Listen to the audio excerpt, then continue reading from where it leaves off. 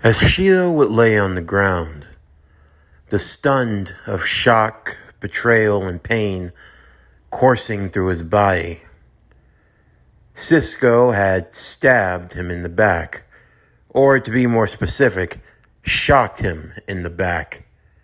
And now he found himself at the mercy of both Cisco and the Mirror Master.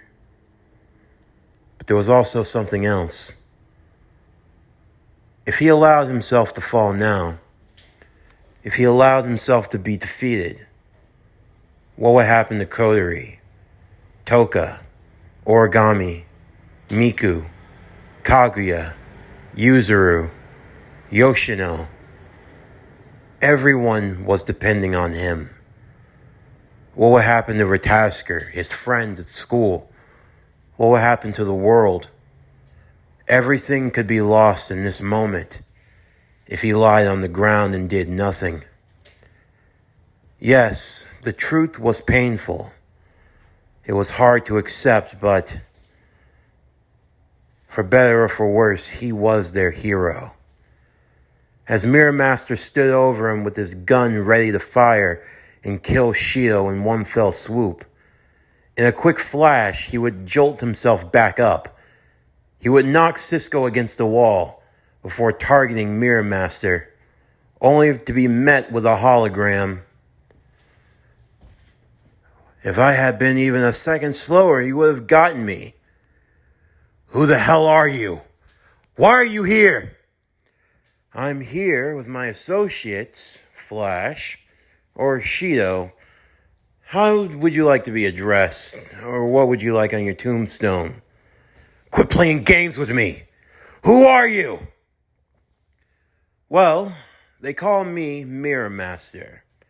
And I am a man of many skills and talents. But if you must know, your good friends at DEM hired me to kidnap some people and to make sure you don't get in their ways anymore. Westcott. Bingo. Gotta say, he paid a pretty penny for us to bring you down. You and your friend Snart, who should be dead even as we speak. I always like to make sure that I run a tight and efficient ship, but you getting back up, that I wasn't fully expecting. Cisco was trying to get back to his feet. He wasn't sure what to do now. He thought that everything would have ended much faster than this, but of course, they just had to hire someone who couldn't help but gloat at his success. And now Shido was back up, and he was pissed. You knew about this, Cisco? Shido, it wasn't, did you know? Yeah, I knew. So you've been working with them. No, not specifically, Mirror Master would say. He was just the inside man. He's actually working under someone else. Seriously, you need to keep up with the times, Shido. Shut up. Now I'm only going to give you one chance. You and whoever you're working with, you get the hell out of my house, you stay away from my friends, and you stay the hell away from my family. And if I ever see you again, you'll what? Shido, we've been studying you, learning all about you. You're a lot of things, but you're not a killer. Snart?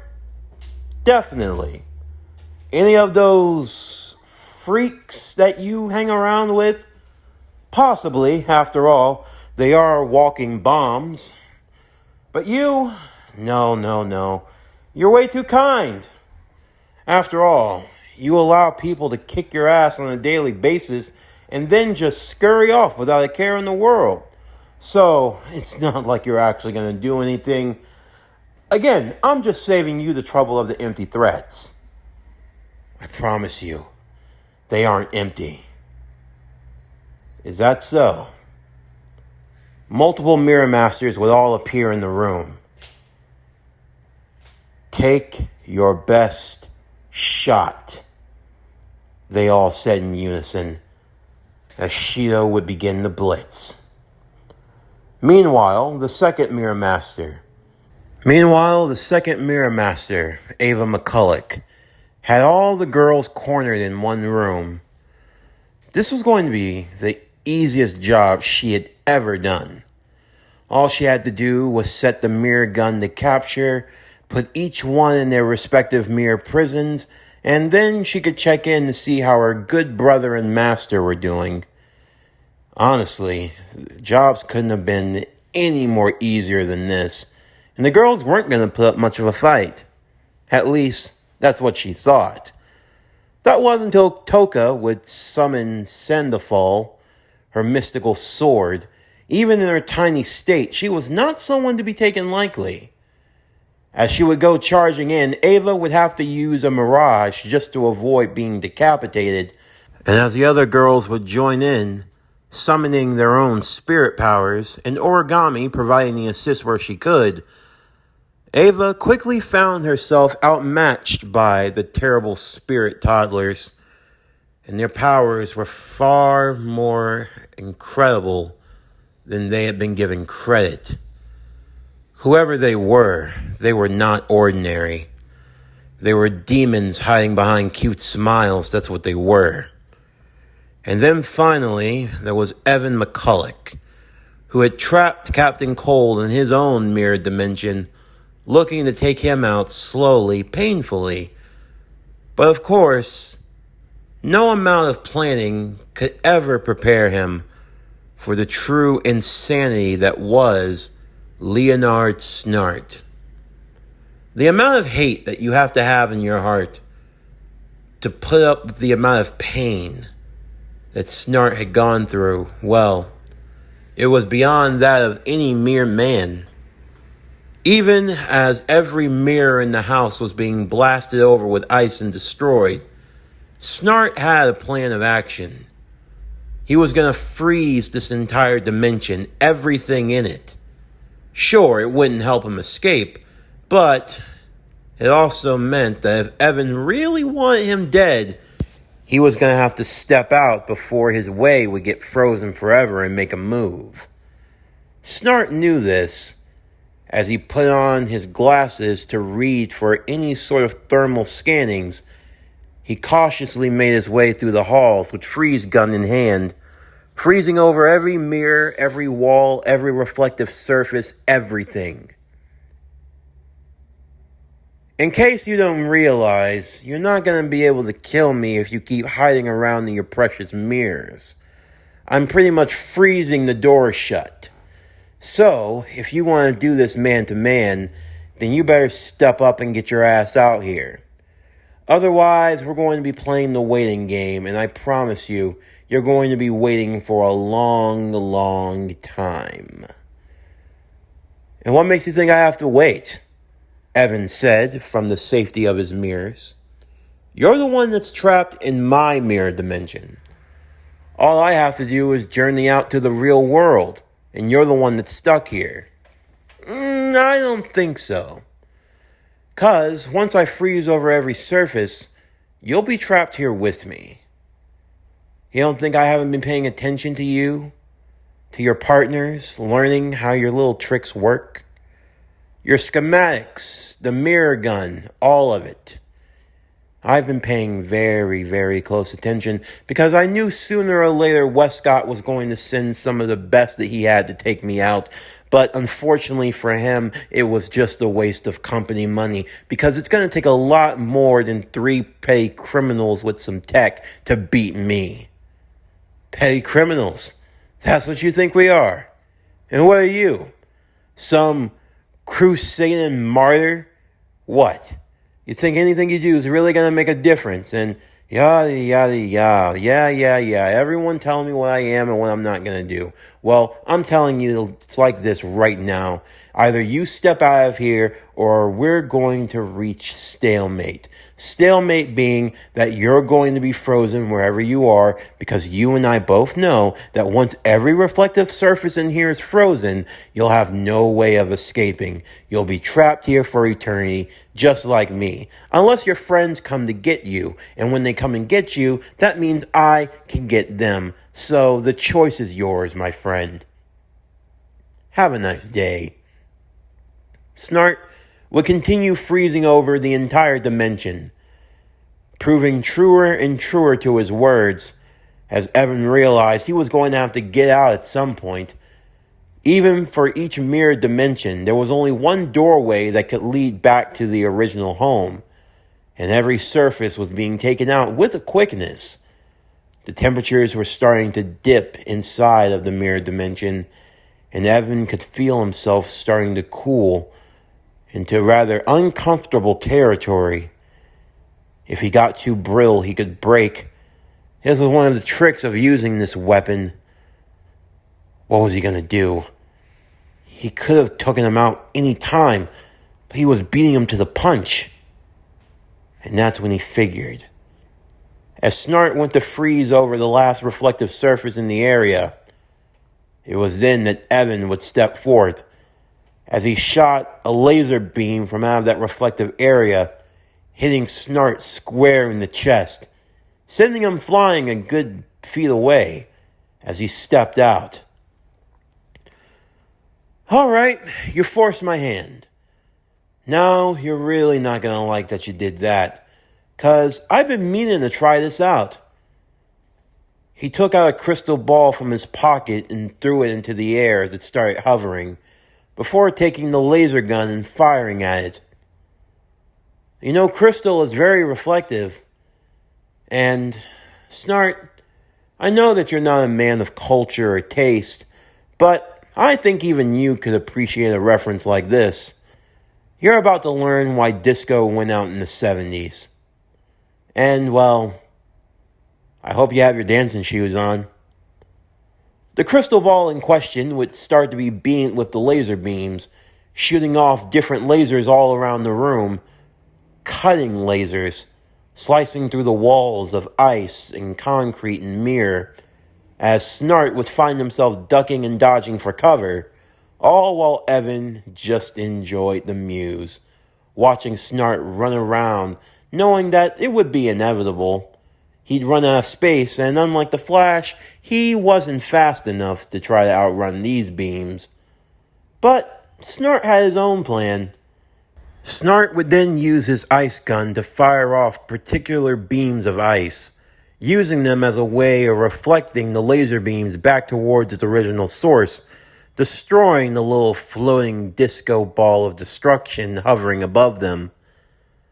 That was something that Evan didn't anticipate, although what he also didn't anticipate was Snart chasing towards him with fist in hand, punching him square in the jaw as the two of them got into a tussle. Yeah, Snart probably could have waited back and fired off his ice gun at him, but where was the fun in that? When someone's been running their mouth, especially an asshole, well, a receipt has to be paid now, doesn't it? Meanwhile, Shido would continue his fight against the Mirror Master, all while Cisco was debating what he should do. His cover had already been blown, and he knew that his master was not going to be pleased.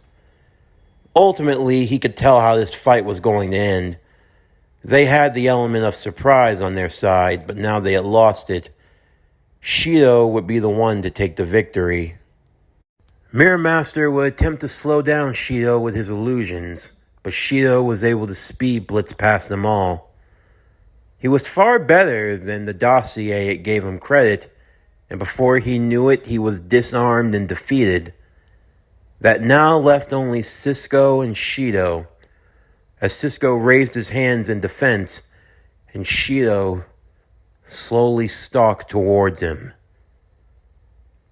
Look, I know you're upset, and I can explain, but it's just a matter of... There's nothing that you can say to me, Cisco. I trusted you. We trusted you. And you were prepared to sell us out. Why? Why?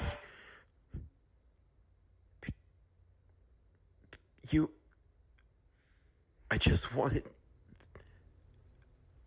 What? What was it? I thought I could get my brother back. What? My brother. There was a way of getting him back. A way of saying things right. I mean, I just have to. And how are you going to set things right? They're going after Kurumi, Snart said as he entered through one of the portals with Evan in tow. Snart, you're okay, Shido would say. Yeah, enough of that. As for you. Wait, Snart, don't! Snart would fire the freeze gun and Cisco would be frozen in place. As 2 of the 3 Mirror Masters had been caught, all they had to do was find the third. Snart would grab hold of the master control device of the mirror portal gun as he set it so that they could get back to their dimension and out of the mirror dimension. Once they did, they came back to their home that had been, well, practically destroyed and razed to nothing, with a dazed and stunned third Mirror Master lying on the ground unconscious. All the girls sat around in the rubble and destruction. Shido! Hey, Shido! Shido! Darling! Shido. Relief. You're okay. Shido! Snart! Where's Cisco? Why is he... Yeah, we'll answer questions later. Right now, we need to get to Ratasker, Snart would say. With that, Reina would be called in to pick up everyone immediately, as they had to get to the bottom of things. Meanwhile, Kurumi was in the fight of her life. Multiple dead Kurumis were on the ground. This Reverse Flash was definitely not someone to be taken lightly. His speed was able to blitz past a lot of what she could do. I have to say, you're a rather persistent fellow. I told you, we could do this the easy way or the hard way. And why exactly are you after Zofkiel? With Zofkiel, I'll finally be able to escape this hellhole. I can return back to my own time, finish what I started. I see. So you wish to mess with the flow of time? I take it this isn't your first offense? You should know. Those who tamper with the flow of time suffer greatly. And you think you don't? Why would I suffer when I am the master over it? And from the looks of things, you have company. Shido would arrive, standing behind the Reversed Flash. So, Mirror Master wasn't able to get the job done against you. I figured you were good, but there's no way you could be as good as him. Shut it! Your games, your tricks, they all end here. Is that what you think? Flash.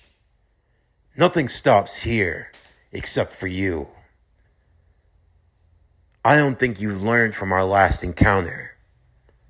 Oh, I learned. Painfully. And what?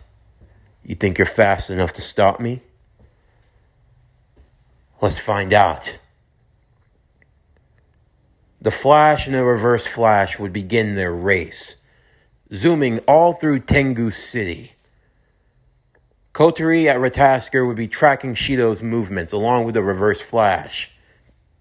He was good. He had definitely improved, but the man in yellow was just that much faster. Shido was just barely behind him.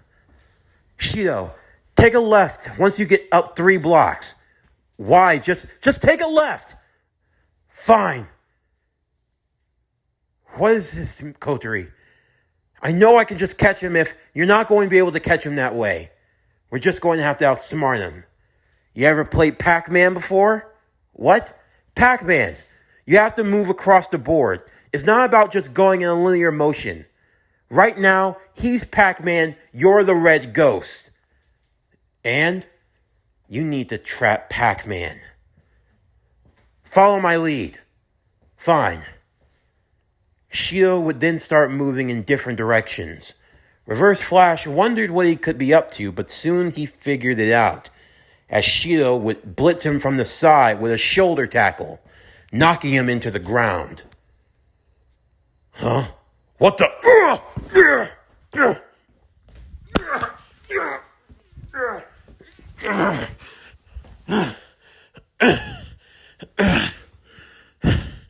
Not bad, kid. What can I say? I learn fast. You're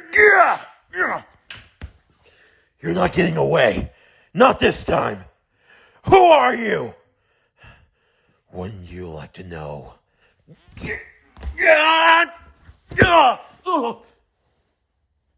Shido would be kicked off by the Reverse Flash. As they both got to their feet, Reverse Flash would be the first one to take the attack, as he raced towards Shido and began to beat him down mercilessly. This is what you wanted, right? You said that you're faster? Well, show me. Huh? You want to be the Flash? Well, now's your chance.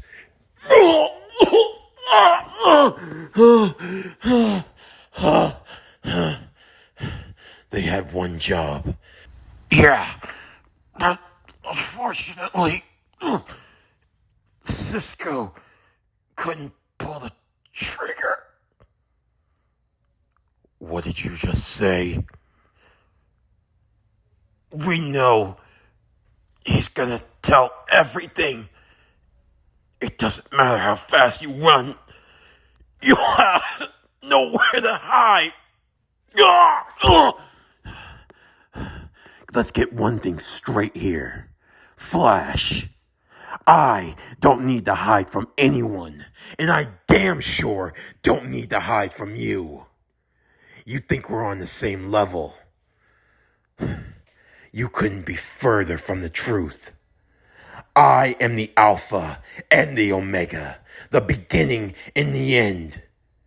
You might think you're limitless, but your limits stop with me. And trust me, whatever you think you know, you don't even know the half of it. Fraxinus, the flying ship of Ratasker, would be above them, as the Reverse Flash would disappear, leaving a battered, beaten, and broken Shido to be picked up. In the meantime, Natsumi the trickster, she was dealing with her own situation, that being in the form of Ellen and members of DEM who had come to capture her. Although they would get a little more than they expected when out of nowhere, unexpected help would arrive, that being in the form of Kurumi, the spirit known as Nightmare. As she arrived, she would make short work of Ellen, forcing her and the others to retreat. But not just her sworn enemy, the other blood sister of Shido Itsuka, Mana Takamiya. I had that covered, you know, Kurumi would say. Yeah, right. Like I just let you run around and do what you want, Kurumi? Mana would say. So is this the part where you lop off my arm and you make the threat to kill me for the 100th time? I'm not looking to fight. I was just looking to help my bro out. I don't know why he wasn't here to... Why? Why did you two get in my way and just... Yeah, you don't want us to see your true form, Kurumi would say. First off, I'm a spirit just like you, so personally, I don't give a damn. And you should be more grateful, otherwise you'd be their lab experiment. Yeah, why have you been giving my bro and his friend such a hard time? Mana would ask. Hard time? I'm the one who's been given a hard time and just... What? You're afraid that when they see the real you, they're not going to like you as much? Oh, please, get over yourself. The world doesn't revolve around you and what you want, Kurumi would say. All I can tell you is this. If you want the best chance to live, your best chance is with them. They're the few people in this world who are actually going to care about you and your well-being. Of course, if you want, you can stay on your own and do your own thing, and we'll see how far that gets you. But looking from the bumps and bruises and the cuts all over your body, I don't think you're going to get very far, because you're not even half of the spirit I am. She could kill you in her sleep, Kurumi said, pointing at Mana. Don't act like I can't kill you too. We still have a score to settle. Uh-huh. You know where to find me. Anytime, anywhere, any place. And by the way, you might want to warn Shido. The man in yellow, he's up to something. And with that, Kurumi would disappear, leaving just Mana and Natsumi, as they would have to reconvene. And for Natsumi, maybe she'd have to give people a chance. Of course, Ratasker was on red alert. Right now, Cisco Ramon was in lockdown. Dr. Wells, he too was under custody. A small coterie sat in her commanding chair, trying to make sense of everything that was going on. This is just great. But Cisco, I know it's hard for you to accept, Captain, but everything seems to concur. Cisco Ramon is the traitor. And Dr. Wells, we're keeping him under surveillance just in case. I just don't understand. I don't know why he would have done this, Shido would say. Obviously, he had something to gain. Something he felt was so important that he was willing to stab all of us in the back. We're going to be getting the interrogation shortly and just... Commander, you'll want to check this out. It's a spirit. A what? A spirit. She's arriving on the docking board of Fraxinus. How would you like to proceed, ma'am? Which one? It's... Mana? Shido would say. Rival sis. Natsumi? Hey bro, you mind letting us in? As Mana and Natsumi would be brought in, Natsumi would undo what she had done, turning the girls back to their regular ages. Mana would explain that she was flying around when she saw Ellen and the members of DEM attacking Natsumi as well as Kurumi. She figured that she should step in since they weren't around, and if they weren't around, something terrible must have happened. Shido would tell her the gist of it, and she was surprised. Mana knew Cisco. They went back a ways. When she got involved in the AST, they were doing some work with Star Labs, and they crossed paths. He always seemed like such a nice guy. What could have led him to betray her brother? Do you know why he would do something like this? For whatever reason, he must have been promised something. It might have to do with his brother Dante. His brother? I'm pretty sure you know by now. His brother died during the spatial quake when the particle accelerator was activated at Star Labs. Yeah, I heard about it. For whatever reason, he might be in unison with the man in yellow. The Reverse Flash. Well, now we have to find out the truth. I'm beginning the interrogation. I want all guns trained on him and Mr. Wells. If any of them so much as blink wrong, do not hesitate to put a bullet in their skulls. Coterie, Shido would say. Now's not the time to play nice. He almost got us killed, or worse. He was going to betray you, Shido. I know, but there's no buts. Your life was in danger because of him. I agree with Koturi, Mana would say. It's taking everything in my power not to draw my sword and do something to him. If they had succeeded, if they took you away, I don't know what I'd do. For once, it seems like everyone's in agreement, Snart said. You're not helping. You need to get with the program, Shido. We are at war. In case you forgot, that guy right there almost got us killed. If he didn't have a trouble of conscience at the 9th hour, you'd be dead right now. What are we supposed to do? Allow me to get to the bottom of it. Koturi walked into the interrogation room.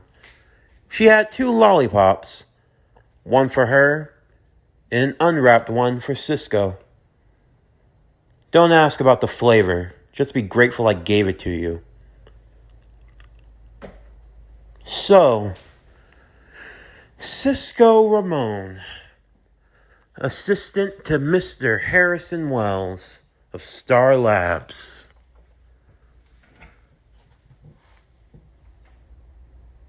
You want to tell me why you tried to get my brother killed? It wasn't like that. It wasn't like that.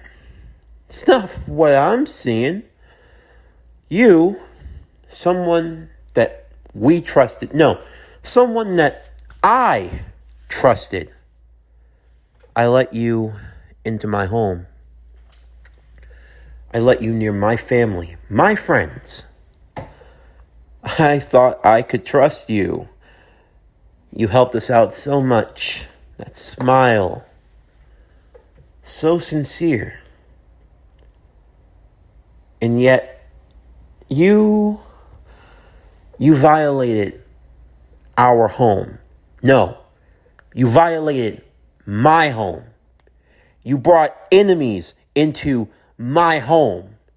And if trying to kidnap me and my friends wasn't bad enough, you brought in assassins to kill my brother. You should be lucky. Lucky that I don't incinerate your ass. Yeah. Because that's all you spirits know how to do, right? What did you just say? What? That's all you all know how to do, right? Destroy, kill. It's all what you're good for. Trying to turn this around on me? It's about you. I'd lose that bass in your voice. Or what? What are you going to do, huh? You going to kill me? How about you, Toka? Miku? Yuzuru? Kaguya? Or how about Yoshino?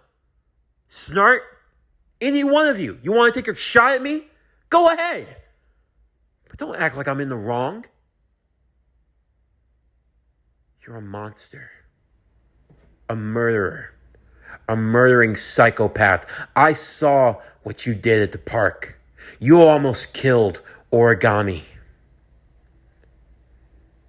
You try to act like you're different. You try to act like you're no better, but deep down inside, you're a bomb waiting to go off. And let me ask, how many people have to pay, huh?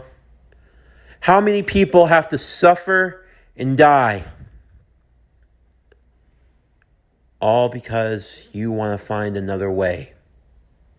You don't belong in this world. And because of your kind, my brother's gone. But no one can be held accountable, right? Right? We can't hold the spirits accountable. No, we have to date them, don't we? Flash. Shido. Because it wouldn't matter, right? Shut up.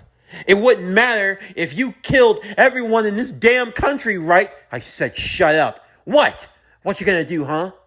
Ifrit? Shut up. That's what you are, right? You're not Koturi. You're Ifrit. You're the one that destroyed Origami's family. Shut up. You know it was you. You can blame it on anyone else, but it was you. You did it with your hands. I said, shut up. Make me then. Fine. Kotori would start to summon Ifrit's power into herself. Shido rushed into the room to stop her, all while Origami watched on the screen. Kotori, stop. He's trying to rile you up. Please. No, go ahead. Let her do it. Shut up. Or what? Shut up. Okay? You're trying to push her. You're trying to push her over the edge and make her do something she'll regret. Why? What will she have to regret, huh? What do any of them have to regret? Why am I being treated like I'm crazy here? Why am I being treated like I'm insane? They're genocidal monsters. They have killed millions of people. People have died.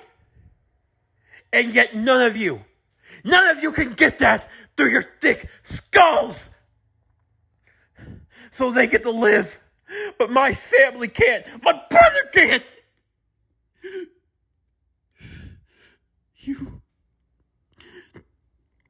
They took everything. They took everything from me. I had nothing. It's all God.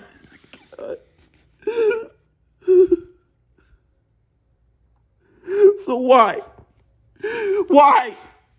Why do they get to live? And my brother, and they can't? What did we do wrong? Huh? We didn't hurt anyone. We didn't no wrong to anyone, and they're all gone. But what do you care, right? Because it's all about you. All that matters is that you and your friends get to play and live a happy life. And screw everyone else along the way. I can't forgive them. They took everything from me. Everything. It was just then that the lights would go out. Ratasker's power would be lost. What the hell? Oh God. Wait, no. What's wrong? Shido would ask Cisco. No, please. Please, I'm sorry. I promise I'll do better. Please don't do this to me, please. Please. I don't. Shh. I promise. It'll all be okay. Wait, I'm begging, please. The man in yellow appeared in the room, and his hand was through the back of Cisco Ramon. And on the other side, he held his beating heart.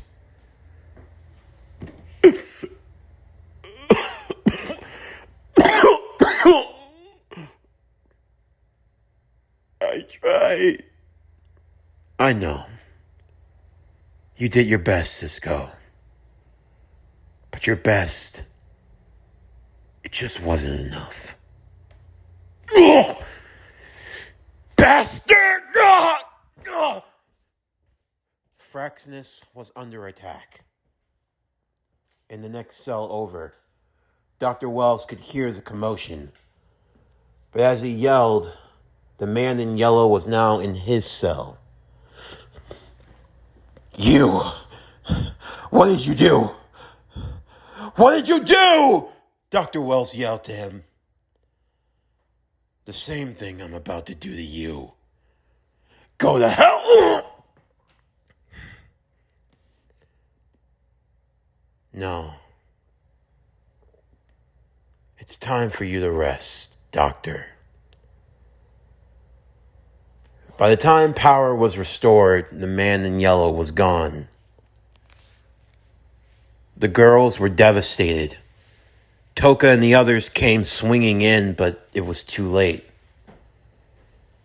Dr. Harrison Wells and Cisco Ramon were dead. How did he get in here? It shouldn't have been possible. We need power back on immediately. Miss Reyna was as serious as she had ever been. The next few days were trying, to say the least. For Natsumi, well, this was definitely a hell of an house welcoming. But now wasn't the time to worry about herself. People were dead, and more bodies were starting to pile up. Shido was recluse. He was hardly eating, hardly speaking. No one could get to him. It's all my fault. I wasn't fast enough. I wasn't strong enough. I couldn't. Shido? It was Toka. I'm coming in. Shido. It's all my fault, Toka. It's not. Shido, you did the best you... And my best wasn't good enough. It's never been good enough. Not for you, not for anyone. And don't say that!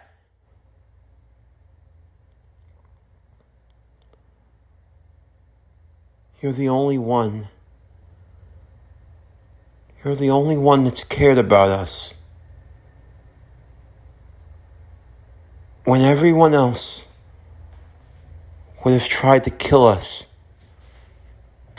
you showed mercy. You gave us a chance to live a better life. So please, Shido. Toka would wrap her arms around him, allowing for his head to rest on her shoulders. Just let it out. It'll be okay, I promise. It was the longest time Shido had ever cried, as the weight of everything that he was feeling came crashing down all at once. In that time, Ratasker was overhauling its systems. They had allowed themselves to be infiltrated, and they paid the price. Origami had pulled herself out of school. She was no longer attending, and no one knew where she went. But in the meantime, there was another development. Deus Ex Machina DEM Industries.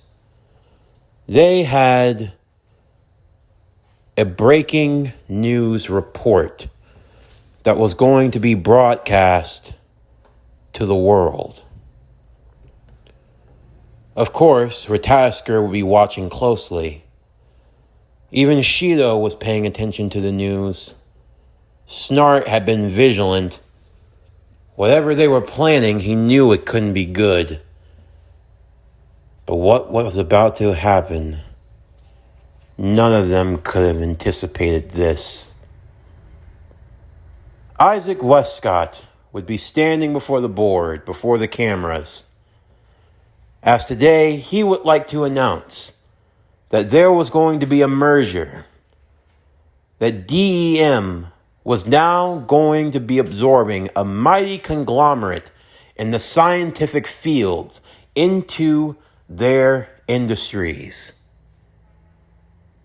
Today marks a revolution for DEM. I have been proud to be the figurehead for this company, to watch it grow and develop And now I believe that this joint merger is going to take us into the future. Our fight for humanity, our fight to survive the threats of spatial quakes and otherworldly beings known as spirits. For so long, we have had to hide in the dark. But now I am pleased to say that the time of hiding is over, and we can now step into the light. That is why I am pleased to announce to you all today that DEM will be joining forces and will be bringing under its family Star Labs and Research. Now, for the man of the hour, Mr. Harrison Wells. What the Everyone looked on in shock as Dr. Harrison Wells stepped onto the stage, shaking hands with Isaac Westcott. How is he alive? He was dead. I know he was dead, Coterie said. Thank you. Now, I believe in innovation, Mr. Wells would say. That instead of dwelling on the past, we learn from it and we strive to the future. The future is where our destiny lies. Keep pushing forward. That is the motto of Star Labs. There's no need to go in reverse. And I am pleased to announce that in this joint collaboration with DEM, we are going to be pushing for a new, never-before-seen fighting force. Higher capabilities, higher powers. We are going to revolutionize global and humane defense. And the one who will be spearheading this operation, I am pleased to introduce her to the world. Until now, you would have known her as just a mild-mannered high school girl.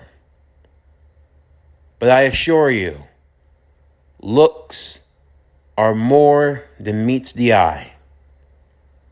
I give you Miss Origami Tobiachi, or, as you may now know her, Cicada, the Spirit Slayer. This concludes Data Live Flash in Time. What if Shido was the Flash? Season 3, Part 4, the mid-season finale for Season 3.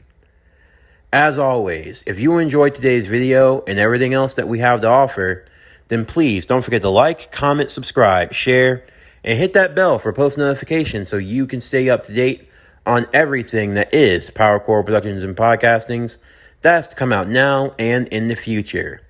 Stay tuned next week as we continue with Data Live Flash in Time. What if Shido was the Flash? Season 3, Part 5. But anyway, that's going to do it for the end of today's video.